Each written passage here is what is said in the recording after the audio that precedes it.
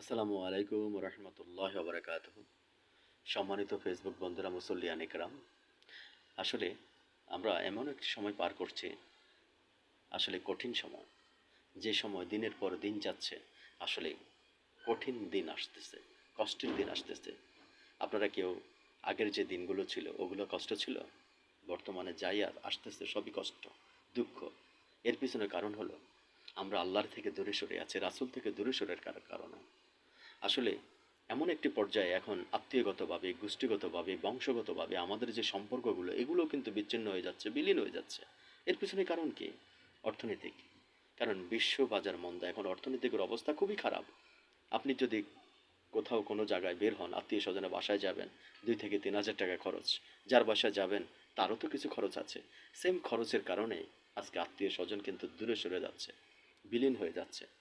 এখন আপনার দৈনিক আয় কম কিন্তু ব্যয় বেশি। ব্যয় তো কারো কমছে না। তার মানে আপনি আয় করেন যা তার চেয়ে আরও দশ 10 টাকা আয় করেন, কিন্তু 20 টাকা আপনি খরচ হচ্ছে, তার 10 টাকা ঋণ হচ্ছে। সুতরাং এই থেকে মুক্তির একমাত্র উপায় আমরা আল্লাহ থেকে দূরে সরার কারণে। একমাত্র এর থেকে একমাত্র সমাধান আল্লাহ তালার কাছে। আল্লাহ তালার কুদরতে পাই আমরা সেজদা দিই, 5 ওয়াক্ত নামাজের মাধ্যমে, একমাত্র নামাজের মাধ্যমে আল্লাহর সাথে সম্পর্ক করা সম্ভব। আল্লাহর সাথে সুসম্পর্ক করা সম্ভব, আল্লাহর সাথে বন্ধুত্ব করা সম্ভব, আল্লাহর সাথে ভালোবাসা করা সম্ভব। একমাত্র আল্লাহ তাআলা যদি আমাদেরকে রহমত না করেন, তাহলে আমরা এখান থেকে মুক্তি পাবো না। আমরা ধ্বংস হয়ে যাব, দিন দিন ধ্বংসের দিকে যাচ্ছে। কারণ আল্লাহ তাআলার সাথে সম্পর্ক করার একমাত্র উপায় হলো 5 ওয়াক্ত নামাজ। আমরা আল্লাহর সাথে সম্পর্ক করি, ইনশাআল্লাহ আল্লাহর শুকরিয়া আদায় করি, বেশি বেশি করে আলহামদুলিল্লাহ শুকরিয়া আদায় করি। দেখবেন আল্লাহ তাআলা আমাদেরকে নেয়ামত দান করবেন। তা না হলে এখান থেকে মুক্তি পাওয়ার আর কোনো উপায় নেই।